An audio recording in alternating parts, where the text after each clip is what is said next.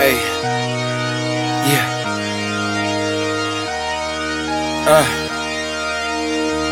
Yeah. Hey, giving it all. Hey, sleep when I'm dead, yeah. I gave you my word, don't break it for no one. You know I'ma keep what I said. Ready for war, I've been deep in the trench. Been jumping since I had them squeaks in the bed. Ice in my body, I'm cold under pressure. We covered like I had no heat in the vents. Shooting, I don't have a conscience, too much to accomplish. You know I can't leave. Will you be the same? Will you be the same? Will you be the same? Will you be the same? When the dust settles, let's see who remains. Alright, well, I told you I'd keep my promise, kind of. Yeah, so I'm back uploading, and seems like people liked the video I just posted, so giving me good motivation to keep on going here. As you probably saw this morning, I was climbing. It's one of the hobbies I do here in Korea. I'll get more into that later, but anyway. So yeah, welcome back to the video. If you're new here, my name's Nolan. I just moved to Korea, well, last year. It's been a year now, and so I'm just making these videos, especially like this series, because I feel like there's like a lot of stuff I didn't know coming to Korea, and like, you know, I searched on the internet, and I use a lot of AI to help me like kind of figure out like what to do here. But I felt like the best way for me to navigate the whole system was when people actually helped me and told me what to do. And I felt like now would be the best time to kind of organize all those thoughts and put it into this one video. So that's why you guys are getting the benefit of all this. And so anyone who's like, I guess, moving here to Korea, this is probably good information for you, because I think when you come here, you'll run into this issue here of kind of like figuring out like housing, bank accounts, phone numbers. Also, if you have a visa here, your registration card. Yeah, I thought I would kind of make this video for people who are interested, because it is a confusing process. I was very confused. You'll kind of see why in this video. So just warning you, this is just kind of the process that I went through, and this is what I kind of recommend. I'm not sure if this is the way for everyone, but I think it's the most efficient way. So just get started. You'll see now the PPT here. These are some must-knows when moving to Korea. And so this is kind of like a rough timeline that I made. It's kind of based on my own experience and some of my friends' experience, but basically before you arrive to Korea, I recommend getting a prepaid SIM card to get like the local Korean phone number, and also temporary housing. What that can look like would be like Airbnb, or what I did personally was I went on Craigslist. Craigslist here in Korea isn't as sketchy as maybe in the US or in other parts of the world.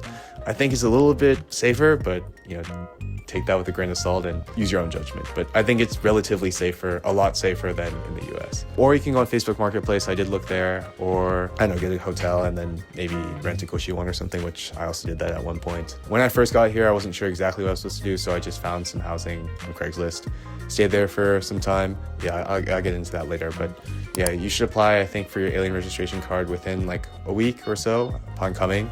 I think there is actually like a deadline, like it might say for your visa, like you have to apply within maybe like 2-3 weeks or something, but I just went the first week. And then it takes like about 3 weeks, maybe even 2 months, depending on how many applications they get during that time. But yeah, it took me like 3 weeks to get my actual card. Right after that, I think you should just jump right into getting your bank account, because I think the bank account is the most important thing.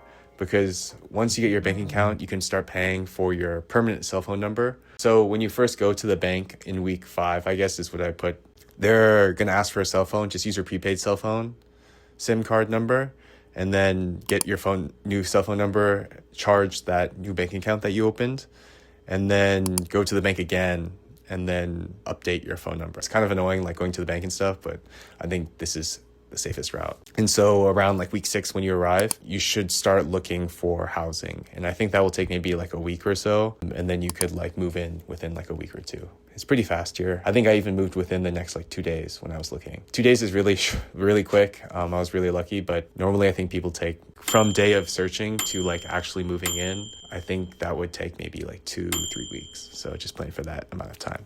So yeah, that's a rough timeline. That's the timeline I would suggest if a friend were to ask me what to do. The next thing I'm going to talk about is the ARC, which is your alien registration card. Some details, I guess, is that where you need to go is the Seoul immigration office. I think there are like 3 immigration offices in Seoul. Also, don't use Google Maps. Do use Naver Maps or Kakao Maps, because Google Maps does not work in Korea. What you need to bring is your application form, your passport, a photo of you. You can go like to some subway stations have like a photo booth. You can take like an actual picture for like passports. It will say like on the side, or you can actually just go to somewhere that actually takes passport photos. And then also proof of residence. And so they're going to ask for your housing contract, but on my timeline, the last thing is actually signing the contract for your house. And so when you go to the office, what I did was when I went there, I had temporary housing through my Craigslist finding, and the person that was living there was really nice enough to actually give me the contract. And I don't know,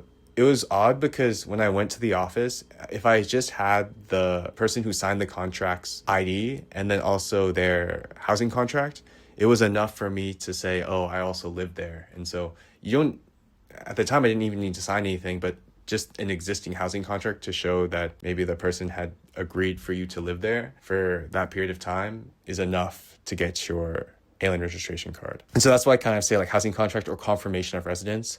Confirmation of residence doesn't necessarily have to be your signed signature, I guess. And I'm not sure if, this is usual. The service you get changes depend on who is servicing you. Not so much that there's like a standard procedure, but I think I was lucky the day I went because the lady was really helpful and she was speaking some English and she could understand that I had some issues communicating. And then lastly, you need to bring 3,000 won in cash. There's an ATM there, and I just use that ATM as well. I think everyone uses it when they go there. But you can make the reservation on like Hi Korea, and you have to do an online reservation in advance. And so make sure you pick the proper location because I had some friends who went to the wrong location and they had to reschedule. There will be an issue if you schedule and keep on missing your appointments, so just keep that in mind. And then your bank account. The bank account, I think it was kind of hard for me actually to make a bank account. There are like 4 big banks I think that are nicer, I would say, or more like friendlier to foreigners, like Hana Bank, Uri Bank, KB Kungmin, and Shinhan Bank. As I said, they're friendlier to foreigners, but I remember getting rejected once at the bank.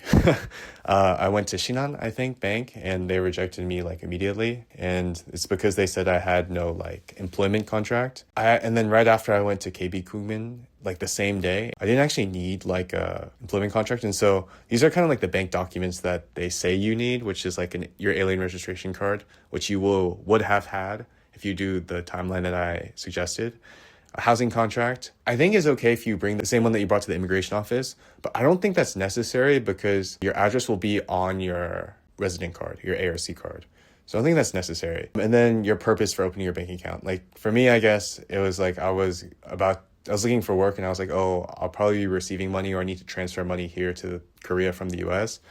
And so I need to start accepting money through an account. This is where I guess I kind of want to talk a lot is because when I was setting up my account, I was having some issues, not like major issues, but the issue was that I was having restrictions on my account. There was a limit on how much money I can give out. In the beginning, if you're doing like large transactions, that can be kind of problematic. And why it was problematic for me eventually is because when you sign housing contracts here, there's like 3 different forms of renting. But anyway, I'll get into that in a little bit. But one of them requires like a large sum of money to be deposited. And I want to deposit it from my Korean bank account because that's what the landlord wanted. And I actually had to go to the bank physically and tell them I want to do this transaction and I had to pay like a fee. Whereas if I hadn't had that limitation on my account, it would have been pretty fluid. And then now the cell phone. The cell phone, it was the next step on my timeline. I think where you should go for your cell phone, I'm not sponsored by this company, but they're called like Uri Mobile or Wuri Mobile. The reason why I like them rather than like the other shops, like other shops meaning shops on the side of the road that sell plans, is because at Uri Mobile, they cater towards foreigners and they speak many languages like Vietnamese, like Chinese, Japanese, English, even like other languages as well, because the workers are foreign, some of them. I'd go there to get your cell phone plan. It's pretty easy and it's not a lot of worries, I guess, especially if you have some issues speaking Korean like me. Oh, and if you do go there, just tell them I sent you. Yeah, they won't know who I am, but just say that I sent you. Maybe I can get sponsored later. So the last thing I want to talk about is the housing. This might actually be the most important thing, but I'm going to basically make a whole video about that later. But yeah, it's such a complicated process, I'd say, because Korea, I think, is very unique in their housing and like renting system. Like I didn't even know how extensively complicated it is. I had like 3 people helping me at the time signing a contract. Like that's how complicated it is here. There's like issues with like scamming issues and other things as well. And so save that for later. But if you guys have any questions, just drop it down in the comments below. I've been getting some more subscribers, which is kind of cool. I haven't actually gotten a lot of subscribers. Not that I'm getting a lot, but I'm getting like, from the last video, checking today, I guess I've gotten maybe like 13 subscribers from them. It's pretty cool to see because I haven't gotten subscribers in a long time. Yeah, thanks for the new subscribers that came. Old subscribers, thank you for watching. And yeah, haven't found an outro yet. Patrick, sorry. Outro is not Juice WRLD anymore. Need to find a new one. So stay tuned for that. Thank you everyone for watching. See you in the next video. Bye.